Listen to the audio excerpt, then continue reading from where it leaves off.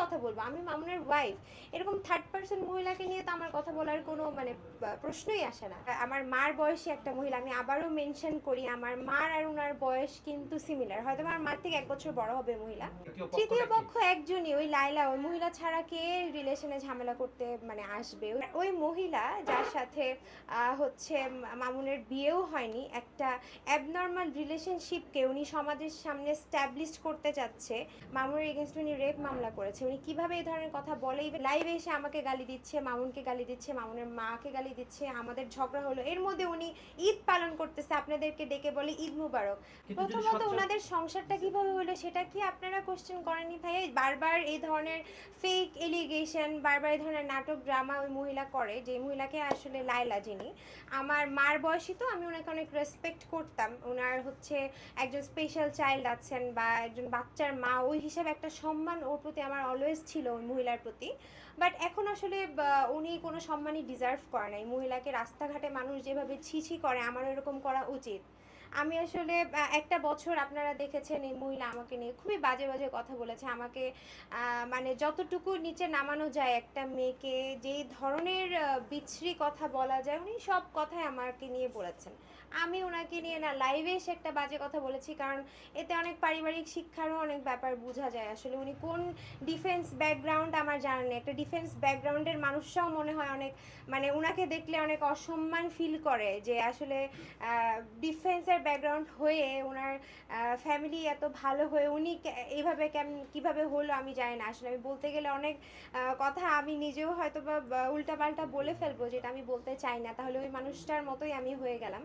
But ওই মহিলা, আমি জাস্ট আমার মার বয়সী একটা মহিলা, আমি আবারও মেনশন করি, আমার মার আর ওনার বয়স কিন্তু সিমিলার, হয়তো আমার মার থেকে 1 বছর বড় হবে মহিলা। সো আমি আসলে ওই মহিলার সাথে কি ফাইট করবো বলেন? আমার মায়ের বয়সে একটা মহিলার সাথে আমি ফাইট করতে পারি না, রাইট? আপনি তো সেই মহিলার প্রথমে সাহায্য নিয়েছেন মামুনকে ছোট করার জন্য। আমি ওই মহিলার সাহায্য কিভাবে নিয়েছি আপনি কিভাবে জানেন? না সেটা আপনি আপনি তো বলেন। মানে প্রথম আপনি মানে আপনার সেটা কাছে কি আপনি দেখেছেন? আপনি কি আপনার সাথে আমার ওই মহিলার সাথে কনফারেন্সে কথা হয়েছে? আমি লিখনকে পাঠিয়েছে, আপনি লিখনের মাধ্যমে লিখনকে পাঠিয়েছে, আপনি কি শিওর আপনি জানেন ওই আপনি তো মহিলার একটু সাথে? আগে বললেন যে লিখনকে পাঠিয়েছে। লিখনকে পাঠিয়েছে উনি, লিখনের পরিচিত, আমি কিন্তু বলিনি উনার সাহায্য আমি চেয়েছি, লিখনকে উনি পাঠিয়েছে আপনাদেরকে ডাকার পরে।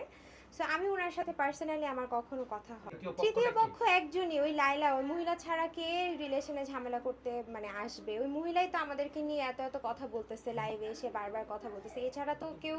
আর হচ্ছে পাবলিকের, ধরেন একটা কাপলকে অনেকেই পছন্দ করবে, অনেকেই পছন্দ করবে না, এটা মানে খুবই স্বাভাবিক। 70% পছন্দ করলে 30% পছন্দ করবে না, এটা নিয়ে আমার মানে এটা যেহেতু মামুন হচ্ছে সোশ্যাল মিডিয়াতে কাজ করতো, সোশ্যাল ইনফ্লুয়েন্সার ছিল, সো ওই হিসাব থেকে আমাদেরকে সবাই পছন্দ করবে এমন কোনো কথা না। মানুষের কথা আমরা খুব, যারা নেগেটিভ বলতো ওইটাকেও আমরা খুবই লাইটলি নিতাম, পজিটিভলি নিতাম, ওইভাবে ওয়ার্ক করতাম। আর ওই মহিলা যার সাথে হচ্ছে মামুনের বিয়েও হয়নি, একটা অ্যাবনর্মাল রিলেশনশিপকে উনি সমাজের সামনে স্ট্যাবলিশ করতে যাচ্ছে, উইচ ইজ ভেরি রং। হ্যাঁ, উনি বারবার এসে বলতেছে যে আমার হাজবেন্ডের সাথে আরেকজনের সংসার ভেঙে সংসার করছো, ওনার তো বিয়ে হয় নাই। মামুনের এগেনস্ট উনি রেপ মামলা করেছে, উনি কিভাবে এই ধরনের কথা বলে, ইভেন বারবার কন্টিনিউয়াসলি আপনাদের সামনে বলে, আমি জানি না মানে ওনার লজ্জা শরম আল্লাহ তাআলা কেন যে দেয়নি এই মহিলাকে, এটা একমাত্র আসলে মানে উনি ভালো বলতে পারবেন। না হলে তো আসলে এইভাবে এরকম করতে পারতো না বারবার।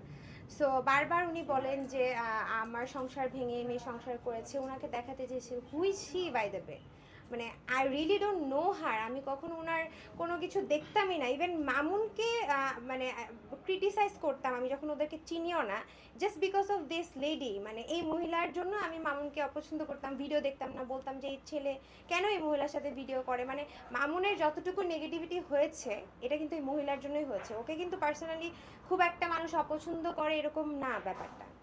সো এই মহিলাকে আমি তো চিনি না, উনি বারবার আমাদের সংসারের মধ্যে ঢুকে যাচ্ছেন, বারবার বলতেছে, কথা বলতেছে, যা তা করতেছে, লাইভে এসে আমাকে গালি দিচ্ছে, মামুনকে গালি দিচ্ছে, মামুনের মাকে গালি দিচ্ছে, আমাদের ঝগড়া হলো, এর মধ্যে উনি ঈদ পালন করতেছে, আপনাদেরকে ডেকে বলে ঈদ মুবারক।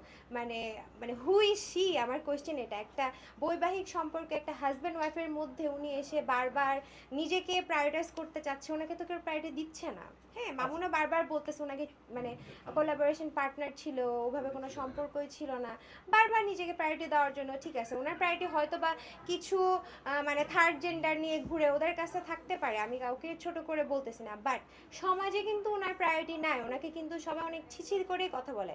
আর এই মহিলা মানে বারবার একটা সম্পর্কের মধ্যে আসতেছে, একটা ছোট ছেলে যার সে তার মেয়ের সমান একটা ছেলে, ওই ছেলের সাথে সম্পর্ক নিয়ে উনি এত হাইলাইট করে নিজেকে বলতেছে, উনি এটাতে অনেক প্রাউড ফিল করতেছে। কোনো ছেলেই তো দেখলাম ওনার সাথে থাকতেছে না, 2 দিন পর পর একটা করে ছেলে নিয়ে আসে আর চলে যায় ওনার সাথে।